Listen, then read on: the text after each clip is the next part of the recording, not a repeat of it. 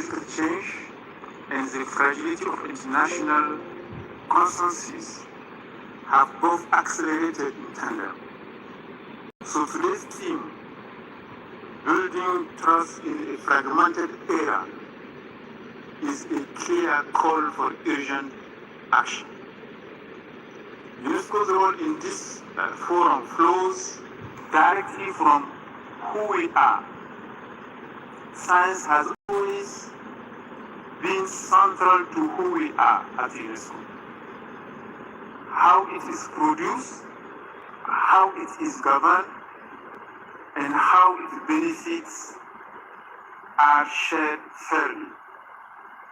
And today it is technology that carries science into every economy, every society, every decision that shapes people's lives.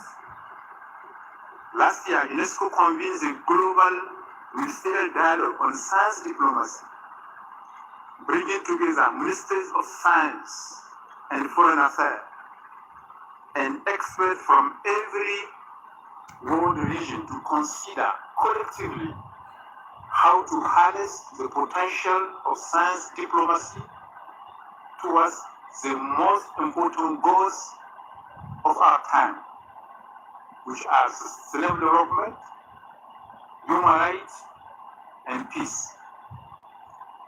The conversations from that dialogue reveal both an unmistakable appetite for multilateral cooperation through science diplomacy and a wealth of knowledge which is intact and ideas for how to scale the institutional architecture to support it.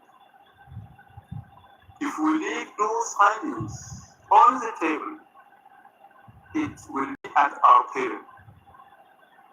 Excellencies, this global forum is once planned in UNESCO's work to leverage such opportunities and build stronger capacities. Tech diplomacy operates in a fast-moving, technically complex, and deeply cross-sectorial environment, one that traditional diplomacy has sometimes struggled to keep pace with. We are also in the first years of the international decade for sciences for sustainable development, running through to 2033. That decade carries a fundamental premise that science is a global public good and that its benefits must be shared across region, society, and every community. Open science, one of UNESCO's core commitments in line with our 2021 recommendation on open science, is the expression of that premise in practice. The implementation of these principles is driven by the political choices and diplomatic practice. Open data, open infrastructure, open participation.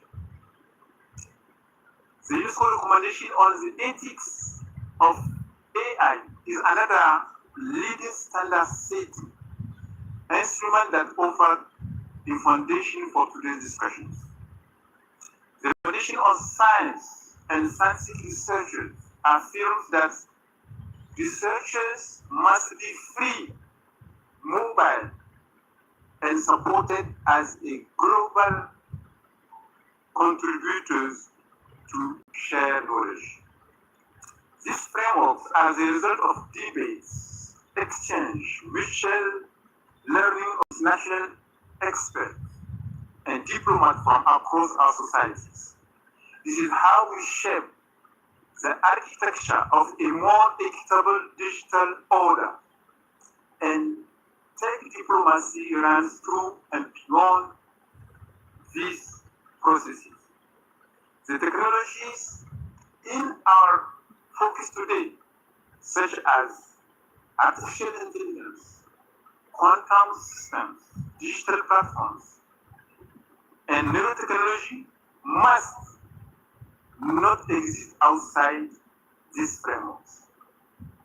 They are reshaping who produces knowledge, who controls it, and who benefits from it. In this light, we cannot overstate the importance of anchoring them to shared ethical standards.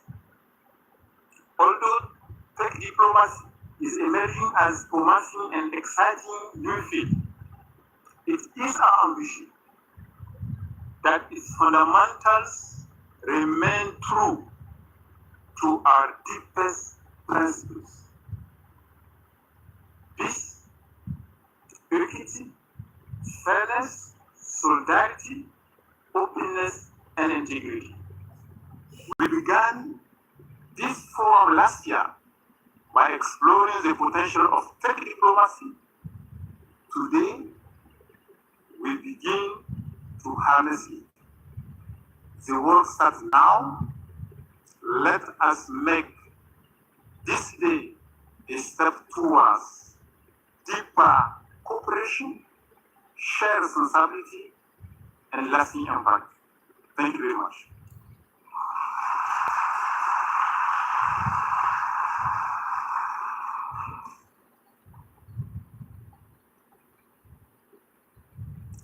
Excellencies, Ministers, Ambassadors, Directors General, distinguished guests in the room and online, ladies and gentlemen, good morning. Welcome to the UNESCO headquarters in Paris for the second edition of the Tech Diplomacy Global Forum, Technology as Statecraft, Building Trust in a Fragmented Era. My name is Nurain Jana, and I have the honor of guiding us through this morning's program. Today is an opportunity to move framing to action, from shared ambition to shared capability, and from dialogue to trusted cooperation. Our guiding question is simple. What if tech diplomacy became a core capability of every government, serving sovereignty, prosperity, trust, and inclusion together? On behalf of UNESCO and the Tech Diplomacy Global Institute, thank you for being with us as we look ahead to secure inclusive and human-centered digital order.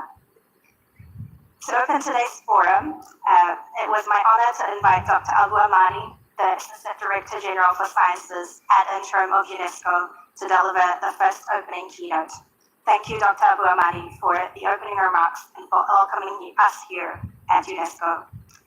We now turn to the vision behind the Tech Diplomacy Global Institute and the road ahead. Please join me in welcoming Ayumi Mora Aoki, founder and president of the Tech Diplomacy Global Institute.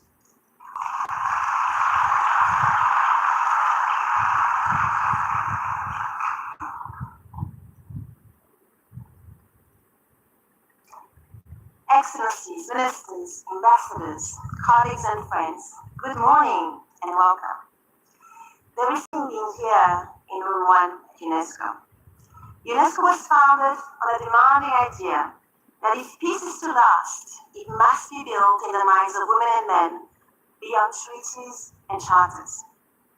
80 years on, we need to ask what the idea now requires of us in an age when so much of the human mind runs through machines. But now let me be honest with you. Technology has long left the domain of experts and entered the domain of statecraft. It shapes how nations compete and how they cooperate, how citizens are informed and misled, who holds power and who is subject to it. A decision taken in a laboratory or in a boardroom can reshape a border it will never cross. We used to treat this as a question of innovation. It has become a question of statecraft. It is the architecture of the century. And that is precisely why the theme of this forum is chosen. It's not for elegance, but it is for necessity. Tech diplomacy as statecraft, building trust in a fragmented era. Statecraft because these forces are too consequential to be left to markets or to competition alone. Trust, because no nation, however large, can exist without it. Yet, the world that we must build is pulling it apart in rival regulations that do not speak to one another, in the uneven distribution of computing power, of talent, of infrastructure, in the competing visions of artificial intelligence and data, in the multiple definitions of sovereignty itself, and in the widening gap between the speed of technology and the capacity of our institutions to answer to it. So let's be plain about what we believe. Cooperation is not sentiment. Cooperation is strategy.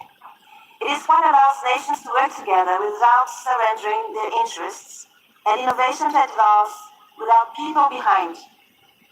It cannot be declared into being. It has to be built patiently and in good faith, and large or small, established or emerging, understands the rules of the digital age and can help write them, rather than merely inherit them. Our mission is to make tech diplomacy a practical craft, to give governments and leaders the knowledge, the relationships, and the fluency to meet technology deliberately and never from a position of dependence. Because no country should be a rule-taker in the world it is expected to live in, and no society should break the find that technologies reshaping its daily life were designed elsewhere, governed by others, and explained in a language